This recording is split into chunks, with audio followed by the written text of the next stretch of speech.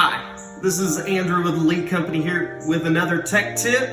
Talking about lifespan of different plumbing systems in your home.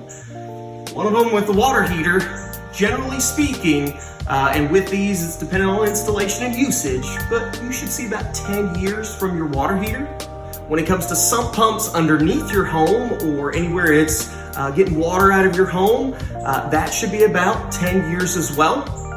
If we're talking about drain pipings underneath your home, that actually, installed properly, anywhere from 20 to 100 years in lifespan. And then with supply lines underneath your sinks and faucets, anywhere from 5 to 20 years from those as well.